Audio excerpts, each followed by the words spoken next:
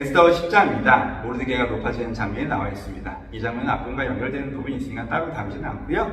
에스더 전체 마무리를 해보도록 하겠습니다. 에스더는 세상 속의 그리스도인의 모습을 보여준다라고 말씀드렸습니다.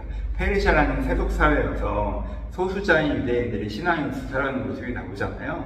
그러니까 우리가 세속사회 속에 살면서 그리스도인이라는 신앙인으로 살아가는 모습이 있어야 하는데 그 부분에서 우리가 연결점을 찾아볼 수 있기 때문입니다.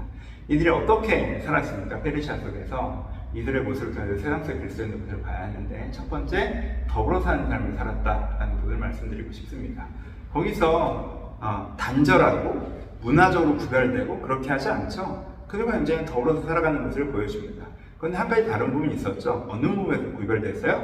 가치적인 측면에서 구별됐죠. 저들의 기준은 우리의 기준과 다르다. 저들의 법이 있어라고 얘기하는 게 그들이 추구하는 가치와 기준이 다르다는 것을 그들 가운데 보여주면서 살았습니다. 문화적으로는 삶에서는 더불어서 존중하며 협력하며 살아가지만 삶을 바라보는 기본적인 방향성이 다르다는 것을 그들 가운데 보여주고 있습니다.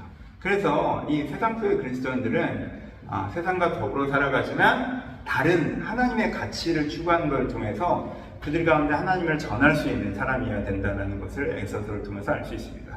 결국에 모르드게와 에스더의 삶을 통해서 많은 사람들이 유대인으로 들어오는 모습들이 우리가 나오잖아요. 그래서 우리가 세상 속에서 더불어 하지만 가치적으로 다른, 그래서 그 가치를 세상에 소개할 수 있는 사람이어야 된다라는 것을 본문이 우리 가운데 보여주고 있습니다. 좀 더 구체적으로는 두 사람을 통해서 알 수 있죠. 하나는 뭐예요? 아하수에로를 대하는 태도를 통해서 더불어 살아가는 것에 대해서 생각해 볼 수 있습니다. 여러분, 아하수에로도 좋은 사람은 아니잖아요. 그렇죠? 어차피 인장반지를 찍은 건 아하수에로잖아요. 그렇죠? 그래, 다 죽여. 뭐 이렇게 하는. 그렇죠?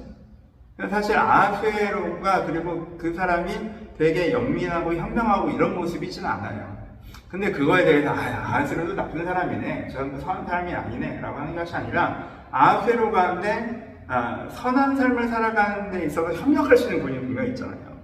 그러니까 아하수에로를 대하는 태도, 더불어 살아가는 삶, 우리가 다른 사람과도 어떻게 함께 살아갈지 지혜롭게 그 부분을 아하수에로를 대하는 통해서 더불어 살아가는 삶을 알 수 있고요. 하만을 대하는 태도를 통해서 구별된 삶을 알 수가 있죠. 우리가 세상과 때로 충돌하다고 할지라도 내가 세상에 맞추면서 내 정체성을 상실하는 것이 아니라 충돌한다고 할지라도 이 사람은 진짜 잘못된 사람이구나 이렇게 할 때 세상과 충돌해야 하는 모습을 하만과의 관계를 통해서 볼 수 있습니다. 좀 더 구체적으로도 어떤 면에서는 여러분 그리스도인을 살아갈 때 여러분들이 돼야 될 일반인들을 어떤 면에서는 세 사람으로 나눠볼 수 있다고 생각해요. 하나는 정말 악한 하만 같은 사람, 그리고 약간 선하다고는 할 수는 없지만 더불어 살아갈 수 있는 모르드게 같은 사람, 그리고 같이 신앙이 있는 에스더와 모르드게처럼 함께 같은 방향을 추구하는 사람, 이런 분들이 있잖아요. 그러니까는 내가 이 사람을 어떻게 대하고 이 사람을 어떻게 대하고 이 사람을 어떻게 대해야 될지 에스더를 통해서 한번 생각해 보셔서 여러분 삶의 현장에 하만들과 싸워나가실 수 있어야 되고, 여러분 삶의 현장에 아하수에로랑 싸우시면 안 돼요. 더불어 살아가는 것을 배우셔야 된다. 그리고 결국엔 그 모든 것들을 통해서 내가 하나님의 사람을 온전히 서 있어서 선한 영향을 미치는 사람을 우리가 추구해야 된다는 것을 에스더를 통해서 알 수가 있습니다. 이런 위해서 우리가 무엇이 필요합니까? 라는 것도 에스더서가 우리가 보여주고 있죠. 세 가지가 필요한데요. 첫 번째 무엇이 필요해요?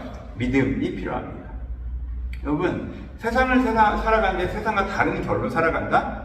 가치적으로? 그건 어느 지점에서 세상이 나를 공격하는 소지를 만들 수밖에 없죠. 그렇죠? 그렇잖아요. 그러니까 하나님의 돌보심을 믿지 않으면요, 우리가 세상 속에서 나만의 하나님의 기준을 갖고 살아갈 수가 없어요. 하나님의 기준을 갖고 살아야지만 세상이 그렇지가 않잖아. 그러다가 큰일 나. 라고 할 때 하만이 공격적으로 나올 때 어이쿠야 하고 적고 들어갈 수밖에 없어요.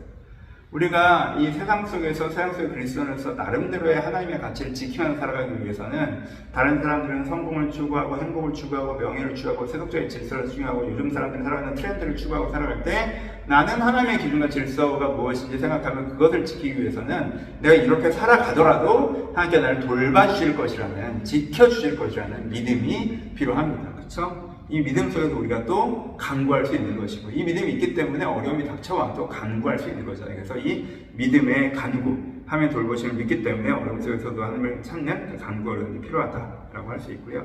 두 번째 무엇이 필요합니까? 헌신이 필요합니다. 여러분, 유대인을 살린 건 에스더의 헌신이에요. 죽으면 죽으리라, 그 에스더의 고백과 헌신이 유대인을 살린 것입니다.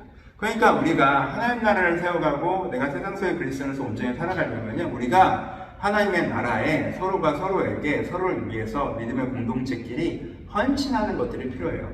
나는 괜찮고 나만 살겠다라는 태도를 보여가지고는 내 이해관계만 생각하고 하나님의 나라, 하나님의 교회, 하나님의 공동체, 믿음의 형제 이것들을 생각하지 않는다면 우리가 함께 이 문제를 해결해 가야 되기 때문에 그렇죠? 우리가 서로 함께라는 걸 기억하고 이 하나님의 나라, 하나님의 교회, 하나님의 형제 이들을 위해서 서로 지키는 서로를 지켜내기 위해서 서로가 서로를 내어주는 헌신이 필요하다라는 걸 얘기하고 있고요. 세 번째는 저는 이분을 굉장히 많이 강조했죠. 지혜가 필요합니다.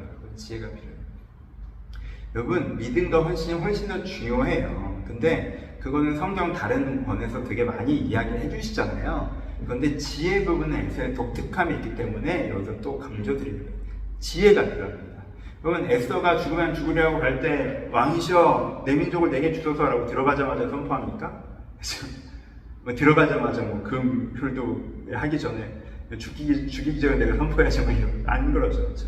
첫 번째 잔치, 두 번째 잔치 어떤 방식으로 이야기를 할지 나를 공격하리라는 어떤 그 비유나 관점 이런 것들을 다 준비하잖아요. 그러니까 되게 지혜로워야 된다라는 것들 여러분들 꼭 기억하셨으면 좋겠습니다. 우리가 세상 속의 그리스도는 어떻게 살아가야 됩니까? 믿음을 가지고 서로가 어깨를 기대어 헌신해주며 지혜롭게 살아가야 합니다. 그렇죠? 이게 방법이고 그럼 무엇을 합니까?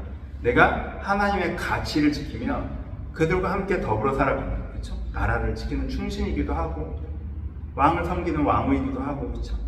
그리고 그 문화와 그런 특권들을 누리는 삶이기도 하고요. 그렇죠? 가치를 지키고 더불어 살아가며 또 그들과 하나님을 소개하는 많은 사람들이 유대인이 되었다. 이런 우리 가운데 선한 영향을 미치는 더불어 살아가며 선한 미치는 사람으로서 살아가기 위해서 믿음과 헌신, 용기, 헌신과 그리고 지혜가 있는 이런 사람으로서 이런 사람이 살아가는 우리가 되기를 기대해 봅니다. 애써서가 여러분들 마음가짐 잘 남아 있었으면 좋겠습니다. 감사합니다.